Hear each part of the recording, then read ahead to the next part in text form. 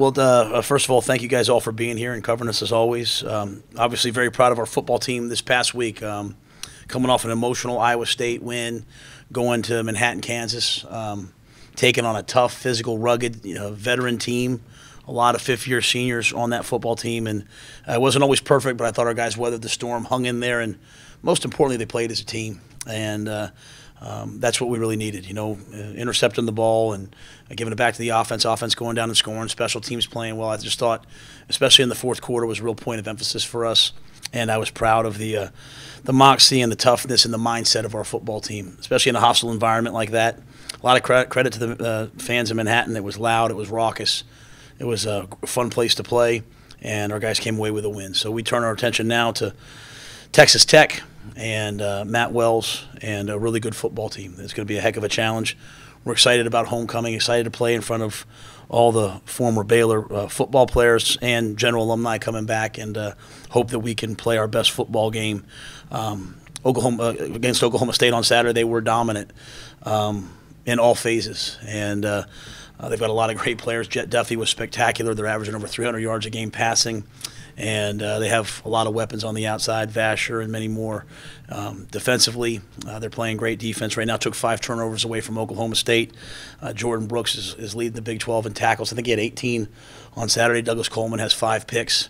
So they're a team to me that new coaching staff coming together, have a lot of veterans on defense, and it clicked for them this past Saturday. And they beat a really good Oklahoma State team, and we'll have one heck of a challenge for us. I know in terms of injuries, Charlie's up and ready to go this week. Connor Galvin is out 4 to 6 weeks. Christian Morgan is questionable. We'll see how he does over the next couple of days. And obviously Chris Miller's out for the first half, coming off the targeting penalty in the second half. Just on a very personal note, it's obviously great to have Coach Wells and Texas Tech come to McClain for the first time. Coach Wells' wife, Jen, is a Baylor grad, so hopefully she enjoys getting back to campus and their kids, Jaden, Ellen, and Wyatt. Really a great family and a Baylor family, so hopefully it'll be a great football game, but I want to make sure we welcome them to Waco. So with that, I'll see what questions you guys have. Matt, obviously you hated to see Charlie miss some time, but how good was it to get Gary some experience here in a tense situation? Yeah, I think at the time, I can't remember the score, maybe 17-6, something like that. So it was still kind of a pivotal time. And I think the way that moment felt, we just had a pick 6 called back, and then we just had a touchdown called back. And so 3rd and 17. But I have the utmost confidence in Gary. And we know what he can do, and he's gotten a chance to play in some games earlier in the season. One of the things I think that we do is unique is we practice our 1s and 2s the same. Some people do that, some people don't. A lot of people don't like to do that. They give them some reps, but Gary gets a ton of reps. He does great things in practice. He's done really good things in the game, and there's no one that out-prepares him on our team. Even though he's maybe not starting, he's going to prepare like he's a starter. So he went out there and he executed. RJ made a great play, had the zone read for a touchdown, and then it led us to one more score. So I was really proud of those things. I thought they were really good for our football team, and I think you can see how much our team loves and appreciates Gary and what he brings and the way he plays, but most importantly the way he prepares and cares about his teammates, because there was a lot of celebration for him when he scored. And so I think that tells us when the time comes, whether it's either in a package or whatever, we have to continue to take advantage of Gary and what he can do. We have a great quarterback in Charlie, so we feel good about that. And obviously we have Zeno, who we think is going to be an outstanding player. So the quarterback room for us is a really strong room, and I think you need that in today's college football with the injuries and things like that. You need to have a bunch of guys you trust.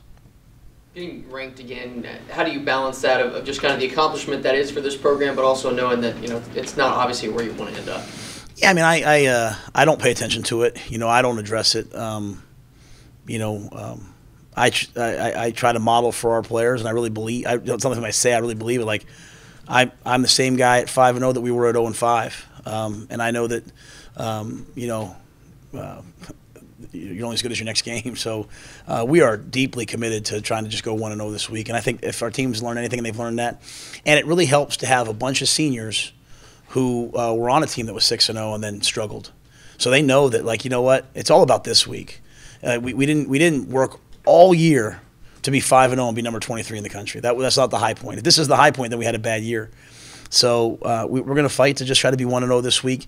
The best thing that we have is you just got to turn the tape on and see what Texas Tech did. And Oklahoma State's a great football team, and for Texas Tech to take the ball away like they did, to get to the quarterback the way that they did on defense, and then for them to just literally throw the ball the way they did, it's a real challenge. And so our players are off today, and I'm getting text messages from players talking about this, that, and talking about the football. And that's my biggest thing is, I just always want it to be about football. I don't want it to be about uniforms. I don't want it to be about the crowd. I don't want it to be about anything other than the football for our players. For everybody else, it should be about everything else. It's the pageantry of college football. But for our guys, it's about block him. Just block him. Do your job, man. And so we're trying to just always get it back to that. What's really cool is that we have a bunch of seniors now that have been through, and juniors who have been through, they've been 6-0, they've been 0-5, they've been 5-0. Like, that's not many people have had these experiences that they've had. So, you know what? You aren't what people say you are. You are what you put on tape and how we play this week. So I was really pleased with our preparation last week. I hope I feel the same way this week. Matt, you guys overall on the year have been really good on third down. Just 2 of 9 against K-State. Were they doing anything to disrupt that, or was that inefficiency on your part? Or? Yeah, and we were in manageable third downs too. I mean, that was really the tail of the game. And I told our team that was the number 1 third down defense. I think number 1 or number 2 in the country going into that game. And they did what they did. And I thought we picked up a lot of things that we thought maybe we weren't able to pick up. They played better on us on those downs, and we emphasized it, but obviously not enough. As a coach, either what you do works or it doesn't, right? And so it didn't work on third down. And had we been able to convert third downs, to have a 99-yard drive and a 98-yard drive in a game is really hard to do. And but we just didn't convert enough third downs to really be efficient. Now, we only were in third down 9 times, so that tells you in a lot of other drives we had explosive plays. So we have to get better at it. We've been really good early. Then last 2 weeks has kind of been average, and last week was average. This week was just okay. So we've got to get back to it. And I think it's just for us. Maybe it's simplifying. Maybe it's running the ball more. I mean, that's what those guys are up there studying right now. And it's going to be the same thing this week because they do. Coach Patterson at Texas Tech, they do a little bit of everything on defense. It's a challenging defense to go against with really good players. How much different is that defense this year than what they had in previous years? Just schematically, they've gone to more like we are. They're more like a 3-3, 3-2 stack, dime, pressure, blitz, max drop, whereas before they were a little bit more of a true 3-4. So they just do a lot of defense. There's a lot of things you have to deal with, and so when you do that, you have to make decisions, right? Do we do a lot and try to get in the right play? Do we simplify? It's a real challenge, but it's a good challenge, right? I mean, you want to play against really good defenses, and you turn on the tape from Saturday, man. They were really special on Saturday, and I know they played Oklahoma the week before. They probably didn't play the way they wanted, and they came back this week. And to me, they're a team that's clicking right now, and so we have to make sure that we're clicking on Saturday to play against them. Matt, how did Casey do moving from right side to the left? That's about as hard to move. I mean, you think about this. You're a freshman, like a redshirt freshman. But you're a freshman. You're going to get your first ever college start. So all week you're probably doing extra. You're pass setting on the right side. You're working. You're studying that defensive end, and you go to a place where you can't hear, and all of a sudden 3 plays in, we say, oh, by the way, go to the left side. And so I was telling Smoke earlier, it's like to me, driving on the left side of the lane, but in the Indy 500, not like down the street. Like it's as fast as you can get it, and all the muscle movements are different. So the assignments are the same, but you know what I'm saying? All the muscle movements are different. And so, when they say 35 ISO instead of 34 ISO, you have to flip everything in your brain. Your body's different. So I thought all those things considered, I thought he did a good job. Now Casey has all the talent in the world to be a dominant offensive lineman. He's a freshman. Our program's designed for seniors to play their best football. You're going to get better over the course of 4 years. And if you watch our seniors now, it's Chris Miller or Jameson or Tech or Denzel or Clay or Bravion, they're all playing their best football. We just need some freshmen to play their best football too. So I think Casey is figuring out that, I can do this. And I was pleased with Bettier. He stepped up. So we're a little beat up on the offensive line, and that's an area where we didn't really want to be beat up. But we need some guys to step up for us this week. It's always just kind of next man up for us. I'm glad to see that Connor will be back. I was afraid maybe it was going to be a year-long, ACL type deal, but it wasn't. So what a blessing that was. Matt, how does Bravion's play in the middle of the D-line affect the whole defense? Well, it's like baseball. You want to be strong up the middle. And so when you take an extra D lineman off the field and you play with 3 defensive linemen, obviously you're saying, hey, we're going to be a little lighter in the box. So you need dominant play and you need it in the middle. And I thought he made some plays on Saturday that if he doesn't make it, they're going to be explosive plays for them. And he's doing a great job with his movement, with his pass rush. But really, he's just playing on the other side of the line of scrimmage, and he's doing it for a lot of snaps. And so really, really pleased with him. He's a guy that, to me, is battled through some nagging injuries and really playing well. And it's what it's allowing us to do is it's allowing us to play a little more pass coverage because we feel like we can stop the run with lesser guys in the box at times. How pleasing was it to have that game with 6 sacks and 15 tackles lost? Yeah, I mean, I thought we were really disruptive. We ran through gaps. Our linebackers ran through gaps. Kind of the thought process is try to get a lead, and then you can turn the guys loose to go get sacks. And the week before, Brock did a great job of running around on us. And this week, they ran around on us, and we were much more disciplined in our coverage. Still not perfect, but I thought we learned a lot from Iowa State.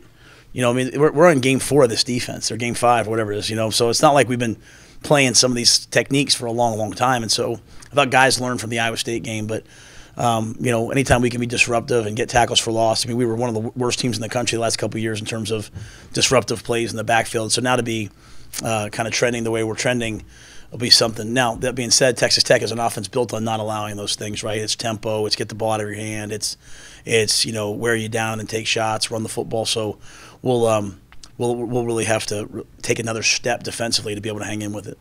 Coach, how's the culture of the program changed from year 1 to now? Do the guys expect to win more? I think they expected to win year 1, a lot of them. I mean, they had won a lot of games. I think I just think right now, we're just an older group, you know what I mean? Like a lot of those guys, I remember telling them after we lost to Oklahoma State, you guys are puppies, man. You guys are sophomores and freshmen out there playing. Like, just wait your turn, keep working hard, and eventually you'll be better. And so now they're better, and so we're not perfect, you know what I'm saying, but we're a lot better than we were just because of age, just because of numbers.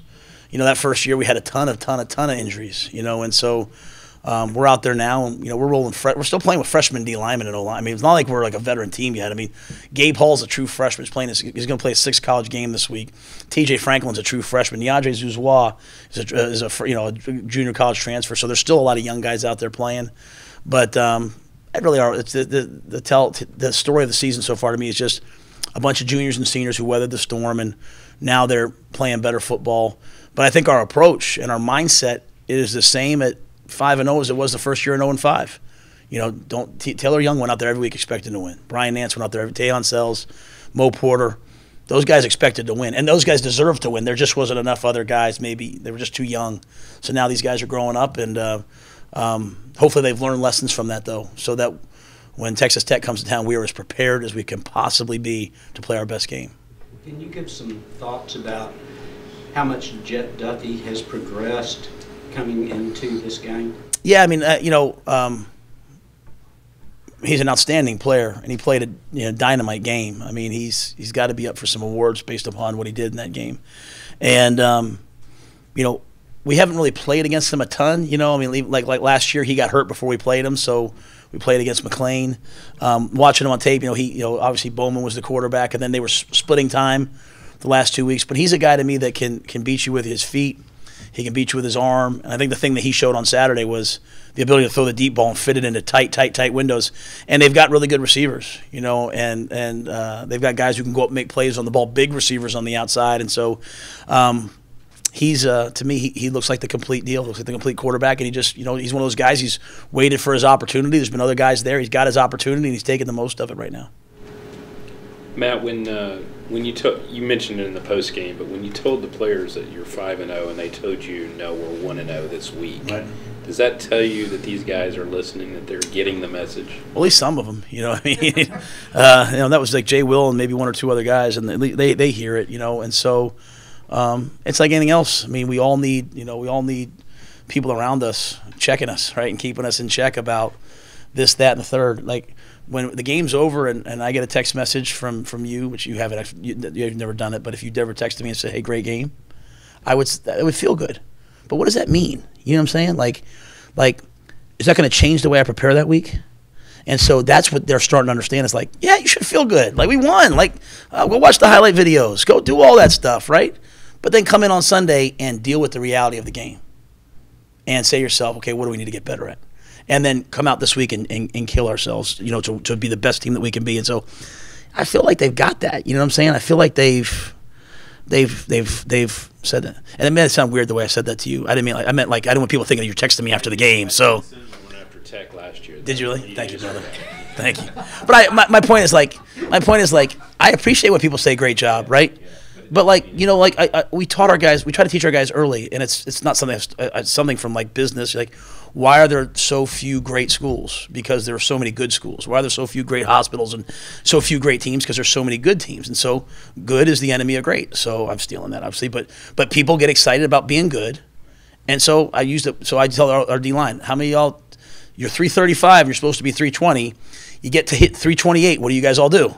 We go out and we get the golden chick. Because we feel like, hey, I lost 7 pounds, but you have 8 more to go, and so that's all we're at right now is 5-0 and number 23 in the country. Congratulations. Is that what you worked all year for? No. So what are we going to work on this week? We get a chance to play Texas Tech, and they're an awesome, awesome, awesome team. Let's go play as well as we can possibly play. And you know what? If we win this week, we'll come in on Sunday and we'll do the same thing. And if we happen to lose this week, guess what? We'll come in on Sunday and we'll do the same thing. And so that's easy to say, hard to do is what I guess I'm trying to say. But we have a bunch of guys that have been through a lot together. So if I'm not doing it, I can promise you Phil Snow's going to shake me up. And if Phil Snow's not doing it, George DeLeon's going to shake him up. And the same thing with our players. And so for Jay Will to do that was really cool to me. It was a great lesson, that, you know what, this isn't real. All that's real is this game this week. You talked about, or this is really the second week in a row that you're preparing for a new staff. Jett is obviously new in that offense, but is there enough film on this staff and this personnel that you still have to go back to Utah State, or can you kind of look what they've done? Yeah, we have. I mean, we've watched the Utah State. So we were studying them in the summer. They were a dominant team last year at Utah State. But I think there's, we got 4 or 5 games, whatever it is now. So we have enough games. When we've watched all of them, and we're watching all of them. So we have enough film to really, I think, look at what they're doing, and knowing at the same time they've got great coaches. Coach Yost, Coach Patterson, they're going to do different things, right? So we've got to make sure that we're doing what we do well at the highest level we can. We're trying to take away the things that, they do well, but also focus on the things we do well and not get too caught up in them and try to stay really focused on us and hope that our players, at the end of the day on 3rd and 17, it was a 5-yard stick route that RJ turned into a 40-yard gain. It wasn't some guru play. It was our players. Now, we believe here that players win games, and so we have to make sure we give our kids a chance to go win the game.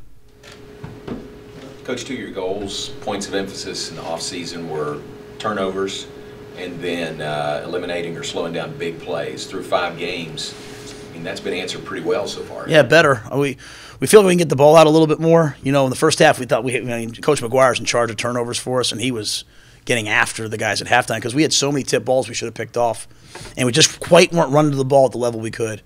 And his point was like, let's stop talking about it and doing it. And then to go get the turnovers in the second half, for us, had we scored that pick 6, that'd have been a big moment for us, But we scored off it anyway, which is just the same. And so, to me, it's like anything. It's a work in progress. We're good right now. We're good at getting turnovers. We're good at limiting big plays. It's time to go try to be great, and that'll start tomorrow morning at practice. Coach, the last few weeks you've talked about particularly 4-quarter performances. How would you rate the performance of your team in the 4th quarter this past week? Yeah, so we don't pay too much attention to the first quarter. We want to. We want to play well. We want to establish. We talk a lot about the middle 8, which is the last 4 minutes of the first half and the first 4 minutes of the second half. That's where a lot of games are won and lost. I think we've been one of the best teams in the country in that area, which is much improved from last year. And we really wanted to get a 4th quarter shutout this week. That's one of the goals of our program. We didn't do it, but I thought we battled and we outscored the opponent in the 4th quarter. We had previously been outscored in the 4th quarter so far this year, and that's not who we are. And so I was proud of our guys. We played better in the 4th quarter, just still not at the level that we want to, especially offensively running the football and taking the air out of the clock. Matt, you've been pretty much to every Big 12 stadium that I can think of, and you've seen the environment. Does McClain Stadium give you that environment when you're at home? It needs to this Saturday. There's been some places we've gone where we can't hear. Where our fans are sitting up, way up there or way over there, and you got freshmen and sophomores playing on the O-line, and they're trying to hear the cadences and audibles, and you're sitting there on the headset saying, hey, we can't audible this game. It's just too loud. So I hope homecoming and 2 really good football teams playing against each other. I hope it's I'm all for like when the players sing the songs and all that and name that tune. But it should be a raucous environment, because trying to play in other raucous environments, that's why there's an advantage to being at home. And so I hope that people don't just come. Or how about this? I hope whoever comes is loud and respectful yet really rowdy. I mean, I hope it's hard for the other team. And we sat there last week and Kansas State was behind us, and it was loud to hear. And so I hope it's their student section. I hope it's like that on Saturday. Texas Tech is coming here for the first time. What do you feel that says about kind of the Big 12 and how our environment could affect them? Yeah, to have 7 home games is great. I liked going to the AT&T Stadium. I thought that was fun for me, but I think it's great to be back home. And again, the things that matter to me, are homecoming is really important to me. I think it's always important that you understand as a football player, from the facility you have, to whatever. Like Nick Florence is over here. You stand on the guys who came before you, and so you owe it to them to play well when they come back. And so I want to play really well at homecoming. But, I also think, it's not a neutral site game. I mean, this is a home field game, and we need a home field advantage. And to me, the people that are there, I hope that they're loud and raucous and rowdy. I heard Coach Wells talk after their game last week. They won at home against Oklahoma State, and they said he talked about the environment they had there. And so, to me, it's a perfect time. It's a 2:30, 2:30, right? 3. It's 3 o'clock. Nationally televised game. I mean, I would love for people all across the country to turn it on and see a really good football team, but also see a school that really, really loves its university and supports their student athletes and supports each other. So the home games to me have all been fun. They've either been great wins or really, nail-biting games. So I'm sure this one will be no different. And so I hope it is a great atmosphere. Again, it is their first time being here, and obviously we'll go back there for the first time next year. All right. Thank you, Coach. Thank you, guys.